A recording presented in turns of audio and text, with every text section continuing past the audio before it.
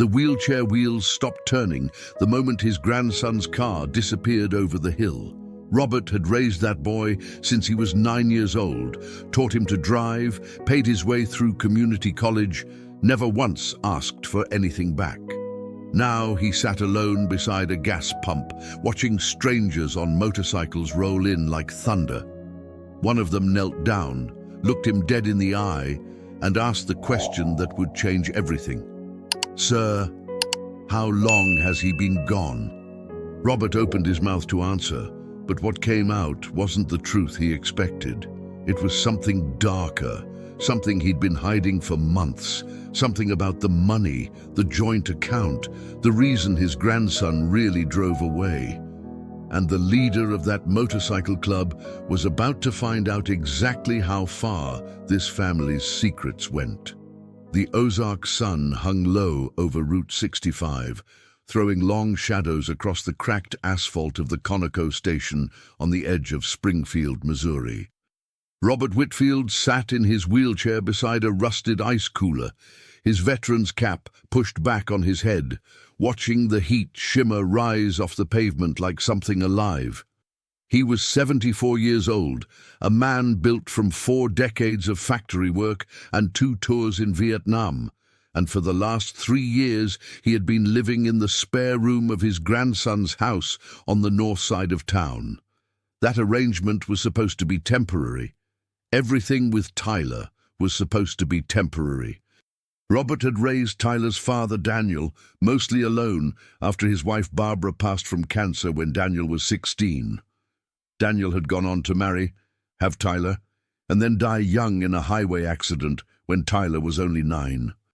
After that, Robert had stepped in again, driving 2 hours every weekend to make sure his grandson had someone in the bleachers at football games, someone to teach him how to change a tire, someone to sit with him during the nights his mother worked late shifts at the hospital. Now the roles had reversed. Robert's legs had given out 3 years ago, the result of nerve damage the doctors traced back to exposure during his service. Tyler, 26 now and working an unstable job selling insurance, had taken him in, reluctantly, and only after Robert's small pension and army benefits had been quietly folded into the household budget. That morning, Tyler had told Robert they were driving up to Springfield to see a specialist about a new type of leg brace. Robert had been suspicious for weeks. The whispered phone calls, the way Tyler's girlfriend Sharon wouldn't look at him at breakfast. But he had climbed into the passenger seat anyway, because what else was there to do? They had stopped at the Conoco station for gas. Tyler had gotten Robert's wheelchair out of the trunk, wheeled him over near the propane cage, and said the words that would replay in Robert's mind for the rest of his life. "I just need 5 minutes, Grandpa. Gonna grab a drink." Robert had nodded, unbothered, watching a lottery ticket blow across the lot in the wind. 5 minutes became 15. 15 became 40. Robert watched the grey sedan, Tyler's car, the one Robert had co-signed the loan for, pull out of the station and merge onto the highway, heading north, away from Springfield, away from any specialist's office, away from him. He did not call out. Some old soldier's instinct kept him still, watching, calculating. He checked his flip phone. Tyler's number rang twice and went to voicemail. Robert set the phone in his lap and looked around the station for the first time, as if seeing it clearly. The flickering open sign, the clerk behind bulletproof glass who hadn't looked up once, the highway stretching toward the horizon in both directions, like it didn't care what happened to a stranded old man in a wheelchair. A truck driver, stopped for diesel, glanced at him once, the way people glance at things that make them uncomfortable, and then looked away, just as quickly. A young mother, buckling her toddler into a car seat 2 pumps over, offered a polite, distracted smile before driving off. Nobody asked if he needed help. Robert had noticed over the last 3 years how invisible a wheelchair could make a man, how people's eyes slid past him the way they slid past a broken vending machine. He thought about calling Sharon, but stopped himself. If Tyler wasn't answering, there was a good chance she already knew where he'd gone. He thought about calling the police himself, but some old, stubborn pride kept his thumb off that button too. A man didn't want his family's failure logged into a police report if there was any other way to handle it. Not yet. The heat pressed down on him steadily, and Robert found himself doing what he always did in moments of uncertainty: running the math. 2 hours from home. No wallet, since Tyler had insisted on holding his ID and cash for safekeeping months ago. A phone with 12% battery, a body that hadn't stood unassisted in 3 years. He was, by any practical measure, stranded, and yet what struck him most wasn't fear. It was a strange, quiet clarity, the kind that arrives only after the worst has already happened and there's nothing left to brace for. It was the sound of engines that broke the stillness. Low, rolling thunder coming off the interstate exit. A line of 11 motorcycles pulled into the station in formation, chrome catching the afternoon light, leather vests marked with patches reading Iron Road MC. At the front rode a broad-shouldered man in his 50s with a grey beard and sun-weathered face. Wayne Sullivan, the club's president, a former long-haul trucker who had founded Iron Road 8 years earlier as a charity ride for injured veterans. Wayne killed his engine and swung his leg over the bike, immediately noticing the old man parked alone near the propane cage. No car in sight, no bags, nothing. He noticed the veteran's cap. He noticed the way Robert's hands trembled slightly, not from fear, but from the particular fatigue of a man trying very hard not to feel what he was feeling. "Afternoon," Wayne said, walking over, boots scraping gravel. "You doing all right, sir?" Robert looked up at him, and for a long moment said nothing. Then quietly he answered, "My grandson left me here." The words hung in the hot air between them. Wayne didn't flinch, didn't gasp, didn't offer empty reassurance. He simply crouched down to Robert's eye level, the way a man does when he intends to actually listen. "How long ago?" "Little over an hour now." Wayne turned his head slightly and called back to the group. "Gerald, Curtis, come here a second." 2 more bikers approached. Gerald Doyle, a retired firefighter with forearms like tree trunks, and Curtis Bellamy, the youngest of the group at 31, a mechanic by trade who had joined the club after his own father, a veteran, died homeless on the streets of Joplin. Robert told them his name. He told them about the specialist appointment that didn't exist. He told them, almost apologetically, that he didn't want to be any trouble. Wayne stood up slowly, jaw tight, eyes scanning the empty highway where the grey sedan had vanished. "Mr. Whitfield," he said, "you're not trouble, but somebody's about to have a real bad week." They did not call the police right away. Wayne wanted to, but Robert asked him to wait, his voice steadier now, laced with something between shame and stubborn pride. "Let me talk to him first," he said. "He's still my blood." Wayne respected that, though his face said he didn't like it. Instead, the club did what a family does. They took care of the immediate need. Curtis pulled his truck around, the one he used for hauling parts, and with careful hands the men lifted Robert and his wheelchair into the bed, securing everything with ratchet straps like he was cargo they intended to deliver safely, not abandon a second time. Gerald ran into the station and came back with a bottle of water and a sandwich from the cooler, refusing to let the clerk charge him for either.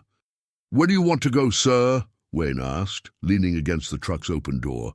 "You got somewhere safe? Somewhere that ain't that house?" Robert hesitated. The honest answer was no. His late wife's sister, Judith, had passed 2 winters ago. His only other living relative besides Tyler was a nephew in Tulsa he hadn't spoken to in a decade. The house Tyler and Sharon lived in was, technically, the only home he had, even if it no longer felt like one. "I don't have anywhere else," Robert admitted. Wayne exchanged a look with Gerald, one of those silent conversations men who have known each other a long time can have without words. Then he turned back to Robert. "Then you're gonna stay at the clubhouse tonight. We've got a room. It ain't fancy, but it's warm, and nobody there is gonna leave you at a gas station." The Iron Road clubhouse sat on 5 acres just outside town, a converted barn with a gravel lot full of motorcycles and a wraparound porch where retired veterans gathered most evenings to talk, drink coffee, and occasionally argue about football. Robert was wheeled up a wooden ramp, built, Wayne explained, for a member who'd lost his leg in Afghanistan, and into a warm common room that smelled like coffee and engine oil. A woman in her 50s, Donna Ellsworth, the club's unofficial den mother and the widow of a founding member, immediately took charge, fussing over Robert with the practiced efficiency of someone who had spent years making sure broken men felt whole again, even if just for an evening. She made up a bed in the spare room, brought him fresh clothes donated from a veterans outreach box, and sat with him at the kitchen table while he ate real food for the first time that day. Over dinner, Robert's guard slowly came down. He told them about Vietnam, not the parts most people wanted to hear, but the quiet parts, the friendships, the letters he used to write to Barbara from the jungle, promising her a life together that he'd somehow managed to keep, at least until she got sick. He told them about raising Daniel alone, about the pride he'd felt watching his son become a good father to Tyler, about the grief that swallowed him whole when Daniel died on a rain-slicked highway 9 years ago. Tyler was a good kid, Robert said, staring into his coffee. Something happened to him after his dad passed, or maybe after his mom got sick. I don't know. People change, and you don't always catch the moment it happens. Wayne listened without judgment. He had seen this pattern before, not with grandparents specifically, but with brothers in arms who came home from deployment and found their families had quietly rearranged themselves around a hole where the returning soldier no longer fit. Abandonment, in his experience, rarely announced itself. It crept in slowly, through small absences, until one day it simply completed itself in a gas station parking lot. That night, as Robert slept in the spare room, Wayne sat on the porch with Gerald and Curtis, 3 cups of black coffee between them and the crickets loud in the dark. "We need to find out what's really going on with that grandson," Wayne said. "Something about this doesn't sit right. A kid doesn't just dump his grandfather like a bag of trash on a whim. There's money involved, or there's somebody putting pressure on him." Curtis, who worked part-time at an auto shop that did brake jobs for half the county, spoke up. "I know a guy who does deliveries for the same insurance company Tyler works for. I can ask around tomorrow, see what people are saying." Gerald nodded slowly. "And I still think we call the sheriff's department. Not to press charges necessarily. But abandonment of a disabled person is a crime in this state. We document it. We protect him." Wayne agreed. First thing in the morning, they would call Deputy Hank Osborne, an old friend of the club who had worked with them before, on veteran outreach programs. Robert deserved more than sympathy. He deserved protection, and if it came to it, justice. But as the porch light flickered against the moths, and the highway hummed faintly in the distance, Wayne found himself thinking less about justice and more about the tired old man sleeping down the hall, a man who, in one sentence at a gas station, had described his own abandonment with more grace than most people could manage over a lifetime of therapy. "He's not going back to that house," Wayne said finally, quiet but certain. "Not unless it's on his own terms." Gerald leaned back in his chair, the wood creaking under his weight. "You know how many outreach rides we've done? Toy drives, funeral escorts, fundraisers for burn units. In 8 years, none of them hit me the way this old man did, sitting there next to that propane cage like it was natural to just wait and see what happened to him." "That's because most of what we do is planned," Curtis said. "We show up because we decided to show up. This was different. This was somebody deciding not to." Wayne nodded slowly, staring out at the dark tree line beyond the porch light. He thought of his own father, a Korean War veteran who'd spent his final years in a state-run nursing home because none of his 4 children could agree on whose turn it was to take him in. Wayne had been 19 then, too young and too broke to do anything but visit on weekends, watching his father's spirit dim a little more each time. He'd founded Iron Road in no small part because of the guilt that visit schedule had left carved into him. "Man deserves better than being anybody's turn," Wayne said finally, more to himself than to the others. "He deserves people who actually want him around." Inside, the sound of Donna's radio hummed low through the screen door, an old country station playing something slow and mournful, fitting the mood of the evening better than any of them would have admitted aloud. Gerald finished his coffee and stood, stretching his back with a groan that came from decades of hauling firefighting equipment up too many stairs. "I'll call Hank first thing," Gerald said. "Better he hears it from us, straight, than have this turn into some rumor around town about bikers holding an old man hostage." Wayne almost laughed at that, the first real humor to crack through the night's heaviness. "Iron Road, kidnappers of elderly veterans." That'll look great on the club's charity newsletter. Even Curtis smiled at that, though it faded quickly. The weight of the day settled back over the porch, 3 men staring out at a dark highway that had, hours earlier, carried away a young man's conscience along with his car. Deputy Hank Osborne arrived at the clubhouse just after 8 the next morning, a lean, sunburned man with 20 years on the force and a genuine respect for the Iron Road Club, whom he'd worked alongside during flood relief efforts 2 years prior. He took Robert's statement carefully, writing down times, the gas station's location, and confirming through the station's outdated but functional security camera that Tyler's sedan had indeed left the lot and driven north, away from any hospital or specialist's office in the direction of Springfield. "Legally," Hank explained, sitting across from Robert at the kitchen table, "this qualifies as abandonment of a disabled or elderly dependent. It's a Class E felony in Missouri. I'm not saying we go straight to charges, sir. That's your call to make entirely. But I want you to know your options."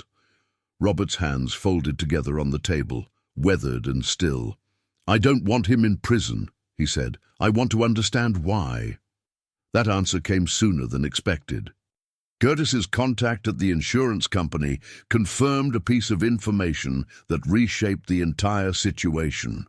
2 months earlier, Tyler had been let go from his sales position for falsifying client records, a fact he had hidden from both his grandfather and his girlfriend, Sharon. Since then, he'd been living off unemployment, a shrinking savings account, and, as it turned out, Robert's monthly veteran's disability payment, which was still being directly deposited into a joint account Tyler had set up under the pretense of helping Grandpa manage his finances.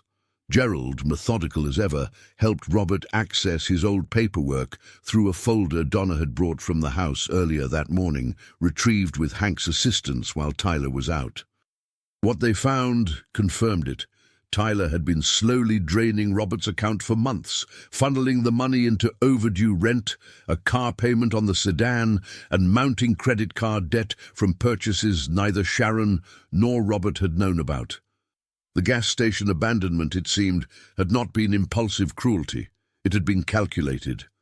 Tyler had planned to disappear for a few days, perhaps hoping someone else would find Robert and take responsibility, freeing Tyler from a financial and emotional burden he no longer knew how to carry, while he sorted out, or ran from, the mess he'd made of his own life. Robert took this news quietly, staring at the bank statements for a long time before speaking. "He didn't hate me," he said finally. "He was drowning, and I was already treading water for both of us. He just let go."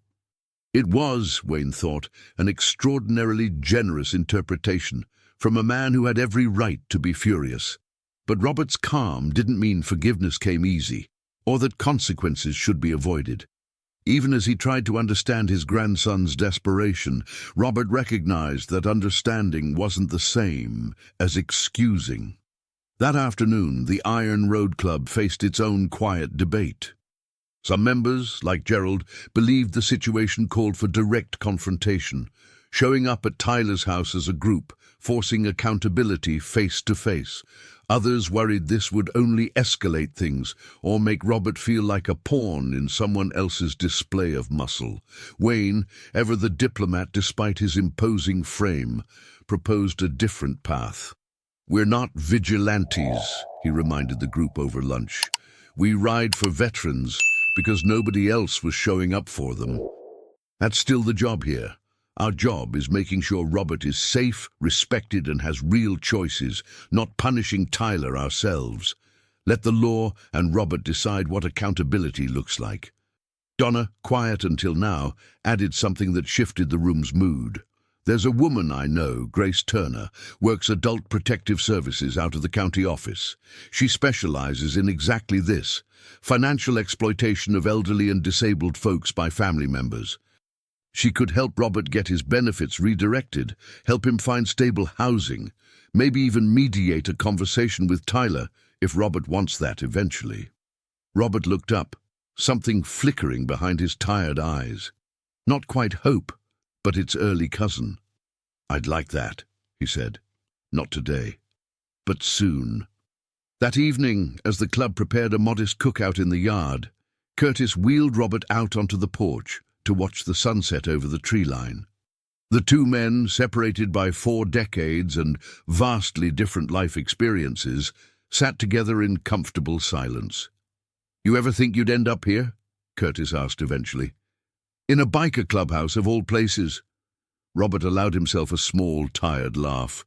"Son, 3 days ago I thought I'd end up in that spare bedroom until the day I died, waiting for a version of my grandson that wasn't coming back. This is better than anything I imagined." But even as he said it, Robert understood the road ahead wouldn't be simple. Tyler would eventually surface. The sedan would eventually run out of places to hide. And whatever conversation came next would test every ounce of grace Robert had left to give. Earlier that day, before the sunset conversation with Curtis, Robert had asked Grace Turner a question that had clearly been weighing on him since Hank first laid out the legal terminology. "If I don't press charges," he'd asked her, "does that mean he gets away with it, or does it just mean I'm choosing what happens next instead of a judge doing it?" Grace, a soft-spoken but precise woman in her 40s who had spent nearly 15 years handling cases exactly like this one across 3 counties, chose her words carefully. "It means you get to decide what accountability looks like, Mr. Whitfield. Some families need the courts because there's no path back to trust. Others need something more like what we're building here: real consequences, real oversight, but also a door left open. Neither one is the wrong answer, but only you can decide which door serves you best." Robert had sat with that answer for a long time, watching Donna hang laundry on a line, strung between 2 porch posts, sheets snapping gently in the breeze. He thought about the difference between justice and vengeance, a distinction the army had tried, imperfectly, to drill into him decades earlier. Vengeance wanted Tyler to suffer. Justice wanted the harm to stop, the debt to be repaid, and the possibility, however distant, of something being rebuilt. He thought, too, about his late wife Barbara, who had always been the more forgiving of the two of them, the one who believed people were the sum of their worst 5 minutes, only if nobody ever gave them a 6th. He wondered what she would have said, watching their great-grandson's mess unfold, and decided, with some discomfort, that she likely would have pushed him toward mercy faster than he was ready to go. That evening, as Curtis wheeled him back inside from the porch, Robert caught sight of his own reflection in the clubhouse's front window. An old man in a wheelchair, wrapped in a borrowed flannel jacket, surrounded by strangers who had somehow become the closest thing to family he had left standing. It was not the ending he would have written for his life 3 years ago, sitting comfortably in his own home with his grandson down the hall. But it was, he was beginning to realize, not nothing either. Wayne, watching from the doorway, made a silent decision of his own. Whatever happened when Tyler resurfaced, Robert would not face it alone. Not this time. Tyler Whitfield returned to Springfield 4 days later, driving the grey sedan back into town with the hollow-eyed look of a man who had run out of places to hide and options to consider. He'd spent those 4 days at a motel 2 counties over, ignoring calls from Sharon, avoiding his own thoughts by staring at motel ceiling tiles, telling himself he'd figure something out, that he'd go back for his grandfather once he had a plan. The plan never came. Only shame did, growing heavier by the hour. When he pulled into the driveway of the house he shared with Sharon, he found her sitting on the front steps, arms crossed, eyes red from crying. Not from missing him, but from fear, confusion, and the visit she'd received the day before from Deputy Osborne and a caseworker named Grace Turner, both of whom had calmly explained the legal severity of what he'd done. "Where is he?" Tyler asked, voice cracking before he'd even gotten out of the car. "Safe," Sharon said. "Somewhere you don't deserve to know yet." Sharon watched him unload a single duffel bag from the trunk, the same bag he'd left with 4 days earlier, now looking heavier somehow, as though shame itself had added weight to the fabric. She didn't invite him inside right away. Instead, she told him, plainly and without theatrics, everything that had happened since he'd driven north from that gas station. The deputy's visit, the caseworker's calculations, the frozen joint account, and the quiet, steady way a group of strangers on motorcycles had done what he hadn't, shown up. "They didn't have to do any of that," Sharon said, arms still crossed. "He's not their family. You are. And you left him next to a propane tank like a bag of dog food nobody wanted anymore." Tyler had no defense to offer, and for the first time in months he didn't try to construct one. He simply nodded, absorbing the accusation the way a man absorbs a diagnosis he already suspected but had been avoiding the confirmation of. That night he slept on the couch, staring at the ceiling, replaying the moment at the gas pump over and over, the 5 minutes that had somehow, irreversibly, become the defining choice of his adult life. The confrontation Tyler dreaded came the next morning, not as an ambush, but as an invitation. Wayne had insisted, over Gerald's objections, that Tyler be given the chance to face Robert directly, in a controlled setting, with Grace Turner present to mediate and Deputy Osborne nearby in case things went sideways. The location chosen was neutral, the community room of the county's Veterans Outreach Center, a place with soft lighting, coffee, and no motorcycles in sight to intimidate anyone further than the situation already demanded. Robert was wheeled in first, dressed in a clean flannel shirt Donna had ironed for him that morning, his expression unreadable. Wayne sat a respectful distance behind him, present but not looming, a silent reminder that Robert was no longer facing anything alone. Tyler entered moments later, and the sight of his grandfather, steady, dignified, surrounded by people who had shown up for him in ways Tyler never had, seemed to hit him harder than any accusation could have. He sat down across from Robert, hands trembling, and for a long moment said nothing at all. "I don't have an excuse," Tyler finally said. "I lost my job. I was scared and ashamed, and I didn't know how to tell you or Sharon, and every day I didn't say anything, it got harder to say anything at all.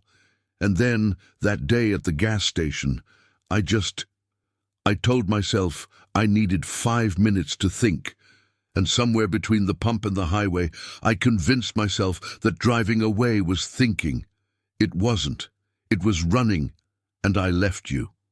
Robert studied his grandson's face for a long moment, the same face that had once looked up at him from a Little League dugout, the same face that had cried at his own father's funeral 9 years ago, now aged by guilt and exhaustion beyond its 26 years. "I raised your father," Robert said slowly, "and then I helped raise you, because that's what family does when the road gets hard. I never once thought that road would end with me sitting in a gas station, watching my own grandson's car disappear over a hill. That's not something I can just set aside because you're sorry." Tyler nodded, tears finally breaking loose. "I know. I know that. I'm not asking you to forget it.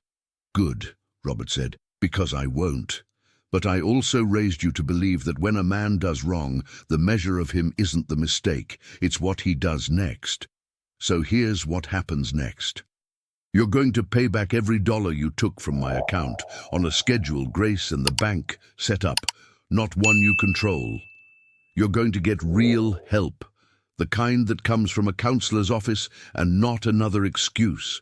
And you are never, under any circumstances, going to be the one responsible for my care again. Not because I don't love you, but because love isn't the same as being safe. Grace Turner, seated quietly at the end of the table, gently outlined the practical next steps: a repayment agreement, mandatory financial counseling for Tyler, and confirmation that Robert's veterans' benefits would now be redirected to an independent account, protected and managed with oversight from the county's elder care program. Deputy Osborne, standing near the door, confirmed that formal charges would be held in abeyance pending Tyler's compliance. A second chance, but a documented, conditional one. Tyler absorbed each condition without argument, nodding along with the posture of a man finally facing consequences he'd spent weeks running from. When the meeting ended, he asked, voice barely above a whisper, if he could hug his grandfather. Robert considered it for a long moment, before nodding once. It was not a warm embrace. It was stiff, brief, and heavy, with everything still unresolved between them. But it was something. A first, small thread in what might eventually become a repaired relationship, stitched slowly rather than forced whole in a single afternoon. As Tyler left the community center, Wayne fell into step beside Robert's wheelchair, pushing him gently toward the parking lot where Curtis waited with the truck. "You did good in there," Wayne said. "Harder than any fist fight, saying what you said." Robert exhaled, the tension of days finally easing from his shoulders. "Anger's easy, Wayne. Anybody can be angry. Took me a long time in this life to learn that boundaries and forgiveness aren't opposites. You can hold both at once." Wayne nodded, filing that away the way a man does when someone speaks a truth worth remembering. Behind them, the sun was beginning to set over the Veterans Outreach Center, and for the first time since the gas station, Robert Whitfield felt something other than exhaustion settle into his chest. It wasn't peace yet, but it was the beginning of it. 3 months passed, and the seasons turned from the dry heat of late summer into the crisp gold of Ozark autumn. Robert Whitfield did not return to Tyler's house. Instead, with Grace Turner's help and a modest but steady stream of properly managed veterans' benefits, he moved into a small, wheelchair-accessible cottage on the edge of the Iron Road property, an arrangement Wayne had proposed almost casually one evening, as though it were the most natural solution in the world. "We got the land," Wayne had said. "Got members who know how to build a ramp, wire an outlet, whatever you need. And frankly, sir, this porch gets lonely without somebody good to argue about football scores with." Robert had accepted, not out of desperation this time, but out of genuine choice. The first significant choice he'd made for himself in years that wasn't shaped around someone else's convenience or need. Life at the clubhouse settled into a rhythm that surprised Robert with its gentleness. Donna Ellsworth checked on him each morning with coffee and unsolicited opinions about his diet. Curtis, in the evenings after his shift at the auto shop, would often wheel Robert out to the garage bay, letting the old veteran supervise motorcycle repairs with the authority of a man who'd once kept army trucks running through monsoon season in Vietnam. Gerald recruited him half-jokingly as the club's unofficial historian, recording veteran members' stories for a memory project the club had started for local schools. And Wayne, gruff, steady Wayne, simply made sure, without ever making a show of it, that Robert never again felt like a burden waiting to be dropped off somewhere convenient. Tyler's road to accountability moved slower, and with far less grace than Robert's newfound peace, but it moved forward nonetheless. He completed 6 months of financial counseling, found steady work at a warehouse distribution center in Springfield, and began the long, uncomfortable process of repaying what he'd taken, not just financially, but morally, one small gesture at a time. He wrote Robert letters at first, unsure if a phone call would be welcome. Robert read every one, though he answered sparingly, unwilling to rush a reconciliation that needed time to prove itself real rather than convenient. By late October, Tyler had begun visiting the clubhouse on Sunday afternoons, first hesitantly, standing awkwardly near his car until Wayne or Curtis waved him in, and eventually settling into an uneasy but genuine rhythm of shared meals with his grandfather, always supervised loosely by the club, always on Robert's terms. During one such visit, as the two men sat together watching Curtis attempt to teach a stray dog tricks in the yard, Tyler finally asked the question that had clearly been sitting on his chest for weeks. "Do you think you'll ever really forgive me? Not the version where you tolerate me at holidays, the real thing." Robert considered the question with the same unhurried honesty he'd brought to every conversation since the gas station. "Forgiveness isn't a door that swings open all at once, Tyler. It's more like this ramp Curtis built me, one board at a time, tested before you put your weight on it. We're a few boards in. Keep showing up the way you have, and we'll keep building." It wasn't the absolution Tyler had hoped for, but it was honest, and it was more than he'd believed he deserved on the day he drove away from that gas station. He nodded, understanding, and let the silence between them settle into something almost comfortable. That evening, as the Iron Road Club gathered for their monthly Veterans Cookout, an event that had grown over the years into a small local tradition drawing in disabled veterans from 3 counties, Wayne stood near the fire pit and raised a bottle of root beer in Robert's direction, a private joke between them about Robert's long-standing refusal to drink anything stronger since his years in the service. "To the newest member of Iron Road," Wayne announced to the group, drawing a round of applause and a few good-natured hollers from the assembled bikers. Not because he rides, because he reminded a bunch of tough old fools what it actually means to show up for somebody. Robert, sitting in his wheelchair by the fire with a blanket Donna had insisted on, despite the mild evening, felt something loosen in his chest that had been tight since long before the gas station. Since Barbara's death, maybe, or since Daniel's, or since the slow, silent years of feeling like an obligation rather than a person. He thought about the version of that afternoon that could have played out, alone, forgotten, waiting on a bench until some overworked deputy eventually found him and shuffled him into a system with no real place for a man like him. Instead, 11 strangers on motorcycles had stopped, had seen him not as trouble but as a person deserving of dignity, and had built, without any grand design, exactly the kind of family a man needs when blood alone fails him. As the fire crackled and the autumn stars emerged over the Ozark Hills, Robert Whitfield raised his own bottle in return, his voice steady and clear enough for the whole yard to hear. "To showing up," he said. "That's all any of us ever really owe each other." The group repeated it back to him, a rough chorus of voices under an open sky, and for the first time in longer than he could remember, Robert Whitfield felt, without reservation, that he belonged somewhere completely. Later that night, once the fire had burned down to embers and most of the club had drifted off to bed or back to their own homes scattered across the county, Wayne wheeled Robert down the ramp toward the small cottage that was now unmistakably his. The autumn air had turned sharp and clean, carrying the faint smell of wood smoke and the first frost of the season. "You ever think about what would have happened," Wayne asked, "if we'd been running 15 minutes late that day? Stopped for gas somewhere else?"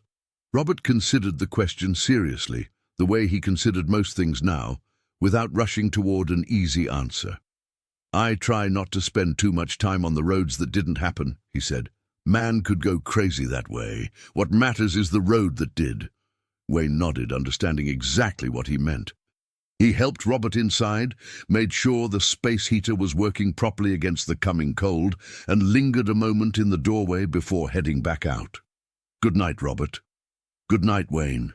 And thank you for stopping that day, and for every day since.